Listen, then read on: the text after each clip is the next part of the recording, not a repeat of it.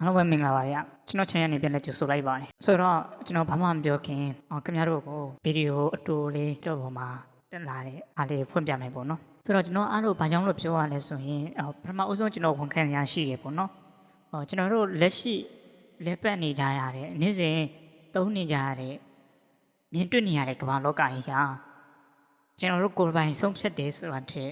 algorithm ရဲ့မောင်းနေမှုတွေပဲကျွန်တော်တို့ကလက်ပတ်နေကြရတဲ့ခက်ဖြစ်တယ်ပေါ့နော်ဒါကြောင့်မလို့ကျွန်တော်တို့မြင်တွေ့နေရတာတွေအားလုံးဟာတကယ်အမှန်တရားစစ်စစ်ဖြစ်ပါတယ်ဆိုတာမျိုးကိုလည်းကျွန်တော်ကလုံးဝအောက်တုံယုံကြည်ထားတဲ့လူမဟုတ်ဘူးပေါ့နော်ဆိုတော့ဘာပဲပြောကျွန်တော်တို့အားလုံးဟာ algorithm ရဲ့မောင်းနေမှုကိုပဲခံနေကြတဲ့လူသားတွေဖြစ်တယ်ဆိုတာကိုတော့ကျွန်တော်နားလည်ထားတယ်အဲ့လိုလက်ခံထားတယ်ဆိုတော့ကျွန်တော်ခုပြောတဲ့အကြောင်းအရာတွေဟာကျွန်တော်တွေ့သမျှကြားသမျှကိုပဲပြောတာဖြစ်တဲ့အတွက်အခြားတစ်ဖက်မှာဒါတွေမှန်တရားတွေရှိနေနိုင်ပါသေးတယ်ဆိုတဲ့ chance တွေကိုလည်းကျွန်တော်ကအမြဲတမ်းခေါင်းထဲမှာထည့်ထားတူတယောက်ပေါ့လေဆိုတော့ကျွန်တော်တို့ဒီဗီဒီယိုလေးတစ်ပုဒ်ကိုတူတူကြည့်ကြမယ်ဗျာမလောက်တော့ဘူးဟေးခေါင်းကြီးဝဲပြီးတော့ပါဠိကြက်မယ်မညာမှာ CD ဘတ်10ဘွားလောက်ကြိုးစားတာမရနိုင်ပြမယ်ဗျာဒီမှာဆက်ကြည့်လိုက်ခါသက်စင်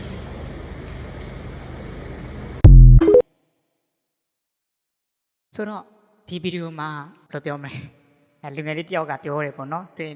ဘုန်းကြီးတွေ Mercedes တွေစီးနေတာ Toyota Crown ကို latest version တွေစီးနေတာဘုန်းကြီးတွေကြောင့်မလို့ဘုန်းကြီးမှလည်းပါငါတို့ကဒီတွင်ငယ်တန်းကစာပေမှာအထက်တန်းပညာတွေဘွဲ့လက်မှတ်တွေရလဲ10တက်လို့ရင်တော့မှဒါမျိုးကားတွေမစီးနိုင်ဘူးဘုန်းကြီးတွေတော့ကပါဠိစာတင်ပြီးမှဘွဲ့လေးပါလေးရိုက်ခံနေစီးနိုင်နေဆိုတဲ့အမြင်မျိုးကိုဝေဖန်သွားတာဖြစ်တယ်ပေါ့နော်ပြောသွားတာဖြစ်တယ်ဆိုတော့ဒီလိုအားတွေနဲ့ပတ်သက်ပြီးလို့ရှိရင်ပြန်ပြီးမှဖြည့်ရှင်းရတဲ့ပြန်ပြီးမှတုံ့ပြန်ရတဲ့ content တွေကိုလည်းဗီဒီယိုတွေကိုလည်းကျွန်တော်ကြည့်ရတယ်ပေါ့နော်ဆိုတော့အဲ့ဒီဗီဒီယိုကိုလည်းဒီကျွန်တော်ရဲ့ဗီဒီယိုနောက်ပိုင်းမှာပြောသွားမယ်ပေါ့နော်ဆိုတော့ဒီလူငယ်လေးပြောတာလည်းကျွန်တော်တို့ဟာမှားတယ်လို့လည်းယူဆနိုင်ဘူးပြီးတော့သူ့ရဲ့ကောက်ချက်ကအလုံးစုံအမှန်ပါလို့လည်းကျွန်တော်တို့ဟာမပြောနိုင်ဘူးပေါ့နော်ဘလို့အကြောင်းအရာမျိုးတွေမှာဒါမျိုးတွေဖြစ်တတ်ကြလဲဆိုတော့ကျွန်တော်တို့ပါဗျာဒီနေ့မြန်မာနိုင်ငံရဲ့စီးပွားရေးလားနိုင်ငံရေးလားလူမှုရေးလားလုံးဝ stable မဖြစ်ဘူးပေါ့နော်အရာရာထိုးကျနေတယ်ဆိုတော့ပြည်သူလူထုကလည်းစီးပွားရေးအတွက်ကအင်မတန်ရုန်းကန်ရတဲ့အချိန်ပြီးရင်လုံခြုံရေးပေါ့နော်လုံခြုံမှုလည်းကအင်မတန်မှရုန်းကန်ရတယ်ပေါ့နော်ဒါမျိုးတွေကိုဒုက္ခတွေကိုလှိမ့်နေအောင်ခံစားရတဲ့အချိန်မှာသူတို့မြင်လိုက်ရတာကနံပါတ်ပြအဝါနဲ့တကယ် Mercedes Benz လိုကားတွေဒီ Toyota Crown လုံးဝ latest version မျိုးတွေလမ်းမရန်ကုန်လမ်းမတွေပေါ်မှာတော့တိတ်မမြင်တွေ့ရဘူးဒါပေမဲ့လည်းနံပါတ်ပြအဝါတွေနဲ့အဲ့ဒီကားတွေကမြင်တွေ့ရတယ်ဆိုတာမျိုးတွေကိုဒီလူငယ်တွေစိတ်ထဲမှာနဲ့ရှိုင်းနဲ့တစ်ထက်ဝင်ကိုရောက်သွားတယ်ပေါ့နော်ဒါကြောင့်မလို့သူတို့ဟာဒါမျိုးတွေပြောလာတာဖြစ်တယ်ဆိုတော့သူတို့ရဲ့ပြောဆိုချက်တွေကိုကျွန်တော်တို့ကအလေးထားတဲ့နေရာမှာလားအလေးထားရမှာလားပေါ့နော်ဆိုတော့ဒီအတန်တွေကနေကြဲလောင်းတစားပြောလာကြမယ်ဆိုရင်ဘုရားဘာသာတွေတော်လန်ရဲ့တည့်ရလိုမျိုးဖြစ်လာနိုင်လားဆိုတာကိုကျွန်တော်ကပြောချင်တယ်ပေါ့နော်ဆိုတော့ဒီဘာသာရေးတွေနဲ့ပတ်သက်ပြီးရင်တော်လန်ရေးတွေဖြစ်ခဲ့တဲ့ဟာကိုကျွန်တော်တို့တစ်ချက်တော့သွားကြည့်ကြတာပေါ့ဆိုတော့ဘုရားဘာသာမှာတော့အကြီးကျယ်တော်လန်ရေးတွေမျိုးဆင်နွှဲခဲ့တာဟာသိမ့်မရှိဘူးပေါ့နော်ရှိရင်တော့မှခက်စနစ်ကြီးတစ်ခုလုံးကိုပြောင်းသွားလောက်တဲ့အနေအထားထိမရောက်ခဲ့ကြဘူးအနေချင်းရှိခဲ့တယ်ဒါလည်းပါဒီဓမ္မတွေကိုဖွင့်ဆိုမှုအပေါ်မှာပဲအခြေခံပြီးမှပဲသူကဘယ်လိုမြင်နေငါဘယ်လိုမြင်နေဆိုတဲ့အပေါ်မှာအခြေခံပြီးမှပဲဖြစ်ခဲ့ကြတာအခုလိုမျိုးပြည်သူလူထုကနင့်အောင်ဒုက္ခတွေခံစားပြီးမှဘုန်းကြီးတွေအပေါ်မှာမကျင်တတ်မှုကနေဖြစ်လာတာမဟုတ်ဘူးပေါ့နော်ဒါကိုတော့ကျွန်တော်ဘုရားဘာသာသမိုင်းမှာဒါမျိုးတွေ့နေတယ်ဆိုတော့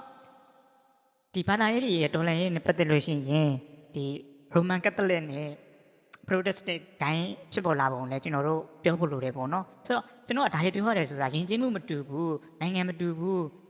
ဘာသာမတူဘူးဆိုတာကိုကျွန်တော်ကသိပေမဲ့တမိုင်းကွန်းဆက်အရာပြောချင်တာဖြစ်တယ်ပေါ့နော်ဆိုတော့ဒီ16ရာစုအစမှာပေါ့နော်16ရာစုအစမှာခရီးယန်နေမှာဆိုလို့ရှိရင်ဘာသာရေးတော်လှန်မှုတွေဖြစ်ခဲ့ကြရပေါ့လေအဲ့ဒါဘာကြောင့်မလဲဆိုရင်လူတွေကအပြစ်တွေလုပ်ကြတယ်မကောင်းမှုတွေလုပ်ကြတယ်အဲ့လိုလုပ်တဲ့အချိန်မှာသူတို့ရဲ့ဒီငွေပေါ့နော်ငွေတင်းငါးပြားကိုအလူခံဘုံထဲကိုထည့်လိုက်တာနဲ့ကျွန်းကင်းနေဆိုမြည်လိုက်တဲ့အတန်နဲ့ဟိုဘက်မှာဘုရားသခင်ကခွင့်လွှတ်ပြီးသားဖြစ်တယ်ဆိုပြီးမှဒါမျိုးတွေအပြစ်လွတ်လက်မှတ်တွေကိုရောင်းချလာကြတယ်ပေါ့နော်ဘုန်းတော်ကြီးတွေကအဲ့ဒါကိုဒီခရီးယန်ဘုန်းတော်ကြီးတွေက သူတို့ပဲချုပ်ကင်ထားတယ်အဲ့မှာနာမည်ကြီးဆိုတော့ပုတ်လီကိုတန်းပေါ့နော်သူတို့တွေကဒါမျိုးတွေချုပ်ကင်ထားကြရပေါ့နော်အဲ့လိုဖြစ်လာတဲ့အချိန်မှာဘယ်လိုဖြစ်လာလဲဆိုရင်ပြည်သူလူထုကတကယ်ကိုနင်းပြဘဝရောက်ပြီးမှဖုံးတော်ကြီးတွေကတော့ကတကယ်ကိုဘရင်တပါးအလားစီးစိမ်အရာရောအာနာရာရောရှင်းတောက်ဖြစ်လာကြရပေါ့နော်အဲ့ဒီအချိန်မှာဘုန်းကြီးတွေရဲ့အာနာတွေစီးစိမ်တွေကိုအင်မတန်လွန်ကဲရှိနေမှုတွေကိုမကျင့်တတ်တဲ့အတွေ့ခရီးယန်တော်လန်ရေးတွေကစခဲ့တယ်အဲ့လိုစခဲ့ရခြင်းအကြောင်းအကြီးမားဆုံးအကြောင်းထဲမှာပြည့်လွတ်လပ်မှတ်လိုမျိုးရောင်းချတာရယ်စီးစိမ်နဲ့အာနာတွေဟာပြည်သူလူထုဘဝနဲ့အဆမတန်မြင်မာသွားတာရဲ့အကြောင်းဒါမျိုးတွေဖြစ်ခဲ့တယ်လို့တမိုင်းဆရာတွေကသုံးသပ်ကြတယ်ပေါ့နော်ဆိုတော့ဒီတော်လန်ရေးကြီးကိုမီးလောင်ရလေးပင်လိုမျိုးဖြစ်ပွားစေတဲ့နောက်ထပ်အကြောင်းရင်းတစ်ခုလည်းရှိရပေါ့လေဒါတွဲဝဲပြီးမှဖြစ်တာပေါ့လေဒါပါလဲဆိုရင်ပုံမှန်ဆိုလို့ရှိရင်တမ္မာကျမ်းစာတွေကိုလက်တင်ဘာသာနဲ့ပဲရေးတယ်လက်တင်ဘာသာနဲ့ရေးထားတဲ့လက်တင်ဘာသာကိုတက်ထားတာလဲဖုန်းတော်ကြီးတွေခရီးယန်ဖုန်းတော်ကြီးတွေအများပြားပဲတက်ကြရပေါ့နော်ဆိုတော့တမ္မာကျမ်းစာကိုဖုန်းတော်ကြီးတွေပဲနားလေတယ်သူတို့ဖွင့်ဆိုတဲ့အတိုင်းပဲကျွန်တော်တို့ဒီ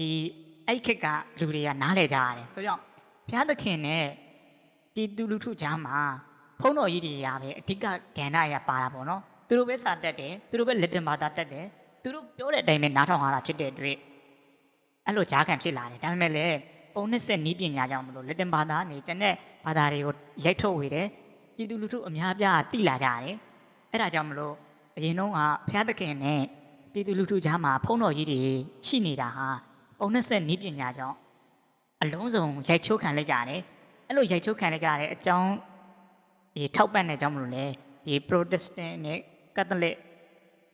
အဲ့လိုတော်လှန်ရေးတွေဟာအကြီးအကျယ်ဖြစ်လာခဲ့တယ်ဆိုပြီးမှလည်းတမိုင်းဆရာတွေသုံးသပ်ကြတယ်ပေါ့နော်ဆိုတော့ကျွန်တော်နှစ်ချုပ်အဲ့ဒီဟာကိုကျွန်တော်တို့နားလည်ဖို့ဆိုလို့ရှိရင်ပြောမယ်ပေါ့နော်နံပါတ်1အချက်ကအကြီးမားဆုံးအကြောင်းတရားဘာကြောင့်မလို့ဘာသာရေးတော်လှန်ရေးတွေဖြစ်လဲဆိုတာပြည်သူလူထုနဲ့ဘုန်းကြီးတွေမှာဂျားမှာအာဏာအရာရောစီးစိမ်အရာရောကွာဟမှုတွေကအရန်ကြီးမားလာတဲ့အတွက်ဒါမျိုးဖြစ်ကြတယ်ပြီးရင်နံပါတ်2ချက်ကပုံနဲ့ဆက်နီးပညာတည်ထွင်လိုက်တဲ့အတွက်ပြည်သူလူထုအများအပြားကတမ္မာကျမ်းစာကိုဖတ်နိုင်သွားတယ်အဲ့ဒီအတွက်ဘုန်းကြီးတွေပြောတာကိုပဲလက်မခံတော့ဘဲနဲ့သူတို့ကိုယ်တိုင်ဖတ်ရှုလာတယ်သူတို့ကိုယ်တိုင်နားလည်လာတယ်သူတို့ကိုယ်တိုင်ကျင့်သုံးလာတယ်ဒါကြောင့်မလို့ဘုရားသခင်နဲ့လူထုကြားမှာဘုန်းကြီးတွေရဲ့အခန်းကဏ္ဍဟာပျောက်လာတဲ့အတွက်တော်လှန်ရေးကြီးကလည်းအောင်မြင်သွားတယ်ဆိုတဲ့အချက်ကိုကျွန်တော်တို့ကတမိုင်းကွန်းဆက်ရနားလည်စေချင်တယ်ပေါ့နော်ဟုတ်ပြီဒါဆိုရင်ကျွန်တော်တို့မြန်မာနိုင်ငံတမိုင်းကိုဆက်သွားကြမယ်ပေါ့နော်အဲ့တော့မြန်မာနိုင်ငံမှာဆိုလို့ရှိရင်ရိုမန်ကက်သလစ်နဲ့ Protestant ဘာသာရေးတော်လှန်ရေးဟာ16ရာစုအစလေးမှာဖြစ်တာနော်ဒီဒီမစီတီမင်းလက်ထက်ကျွန်တော်တို့15ရာစုနောက်ပိုင်းမှာလည်းပါဒါမျိုးတော်လှန်ရေးဖြစ်ခဲ့တယ်ဒါပေမဲ့အဲ့တော်လှန်ရေးဟာဘုန်းကြီးတွေစစ်မစစ်တိမ်စစ်မစစ်ဆိုတဲ့ပုံမှာမူတည်ပြီးမှပဲအငင်းပွားခဲ့တာဖြစ်တဲ့အတွက်အဲ့တော်လှန်ရေးဟာပြည်သူလူထုကနေလာတာမဟုတ်ဘဲနဲ့ဘယင်ကနေဒါမှမဟုတ်ရင်ဘုန်းကြီးလူထွတ်တွေကနေဘုန်းကြီးတန်ဃာတွေကိုတန့်စင်စေခြင်းနဲ့ရည်ရွယ်ချက်ကြောင့်ဖြစ်လာခဲ့တာဖြစ်တဲ့အတွက်အင်မတန်တော့ကွာခြားတယ်ပေါ့နော်ဒါကိုလည်းကျွန်တော်တို့ကသိဖို့လိုတယ်အဲ့ဒါကိုကလျာဏီကျောက်စာမှာသွားဖတ်နိုင်တယ်ပေါ့နော်ဟုတ်တော့အင်တာနက်ပေါ်မှာလည်းရှာဖတ်လို့ရပါတယ်ဟုတ်ပြီဒါဆိုလို့ရှိရင်ဒီနေ့ခေတ်မှာဟောမြန်မာနိုင်ငံလိုအနေအထားမှာဘာသာရေးတော်လှန်ရေးတွေဖြစ်လာနိုင်လားဆိုပြီးမှကျွန်တော်တို့စဉ်းစားကြရအောင်ပေါ့နော်ဆိုတော့ဒီနေ့ကအချိန်မှာဆိုလို့ရှိရင်ဘုန်းကြီးတွေအားလုံးကလည်းမာစီတီကားတွေစီးတာမဟုတ်ဘူး Toyota Crown လို့အခုပြထားတဲ့ကားတွေမျိုးစီးတာမဟုတ်ဘူးပေါ့လေဒါပေမဲ့လည်းတချို့ဘုန်းကြီးတွေရဲ့ကြွယ်ဝမှုဟာတာမန်လူတွေသူတစ်ပြည့်လူငယ်တွေကြားမှာမျက်စိစပင်မှုစူးစရာဖြစ်လာတယ်ပေါ့နော်တကယ်ကိုလိတ်တဲ့ဘာရှင်းနေဆိုတော့ဒါဘာကြောင့်မလို့ဖြစ်လာလဲဆိုရင်ကျွန်တော်တို့ဟာမြန်မာလူဖွဲ့စည်းဟာဘုန်းတော်ကြီးတွေပေါ်မှာရိုးရာလက်ခံထားကြတဲ့လေးစားထားကြတဲ့အရာတွေရှိရပေါ့လေဒါမှလည်းဆိုရင်ဘုန်းတော်ကြီးတွေဟာလူတွေထက်ပိုပြီးမှမြင့်မြတ်တယ်အဲ့လိုမြင့်မြတ်တယ်လို့ပြောတဲ့နေရာမှာကိုချင်းတီလာအရာရောအသိပညာအရာရောမြင့်မြတ်တယ်ဆိုပြီးမှလူတွေတက်ပိုပြီးမှတာလွန်တယ်ဆိုပြီးမှရိုးရိုးသားသားယုံကြည်ထားကြတယ်ကျွန်တော်တို့လည်းယုံကြည်ခဲ့တဲ့လူတွေပဲဆိုတော့ဘုန်းကြီးတွေဟာလူတွေထက်လောဘပုံနေမယ်ဒေါသပုံနေမယ်မောဟပုံနေမယ်ပိုပြီးမှချိုးချုံချွေတာကျင့်ကြံမယ်ဆိုပြီးမှလည်းကျွန်တော်တို့လူဖွဲ့စည်းတာဒါမျိုးအစဉ်လာရလက်ခံထားခဲ့ကြတာလေအဲ့လိုပဲကျွန်တော်တို့လည်းလက်ခံထားခဲ့ကြတာဒါပေမဲ့အဲ့လိုလက်ခံမှုဟာဒီနေ့ခေတ်မှာသူတို့မြင်တွေ့နေရတဲ့ရန်ကုန်လမ်းမပေါ်ကနာမပြအဝါရောင်ကားကြီးတွေလိတ်တဲ့ဗာရှင်းကြီးတွေဟာအဲ့လိုယုံကြည်မှုတွေကိုအဲ့လိုလက်ခံထားမှုတွေကိုတစားစီချိုးဖက်လိုက်လို့ဖြစ်တယ်အဲ့လိုချိုးဖက်ချင်းခံရတဲ့အတွက်လေဒါမျိုးမကျဉ်းတဲ့မှုတွေဟာ social media တက်မှာဒါမျိုးပြောလာကြတာဖြစ်ပါတယ်ဆိုတော့ဘုန်းကြီးတွေဆိုလို့ရှိရင်တန္တရာဝတ္တဒုက္ခတော့တန္တရာဝဆင်းရဲကနေကျွတ်မြောက်ဖို့ဆိုပြီးမှကျင့်တတ်တာခဏတစ်ပိုင်းပေါ့လေဒါပေမဲ့လေလူတွေရဲ့အမြင်ရှိမှာတော့ကလုံးဝဒေါသမောဟပိုပြီးမှချိုးချင်ကျင့်ကြံဖို့တော့လိုနေပြီလားဆိုတော့လေကျွန်တော်တို့ကမေခွန်းထုတ်လိုလာပါရင်ပေါ့နော်ဒီလိုမှမလို့ရင်ဘာသာရေးတော်လှန်ရေးတွေဖြစ်လာနိုင်လားဆိုတဲ့မေခွန်းကိုလေဒီဆရာလေးလေးနဲ့စဉ်းစားကြဖို့လိုတယ်ပေါ့လေဆိုတော့ဒီအကြောင်းအရာတွေကိုပြောတဲ့နေရာမှာကျွန်တော်တို့ဟာဒီ20ရာစုလုံးကနာမည်အရန်အကြီးဆုံးအထက်မြင့်ဆုံးပုဂ္ဂိုလ်လို့သတ်မှတ်ခံခဲ့ကြရတယ်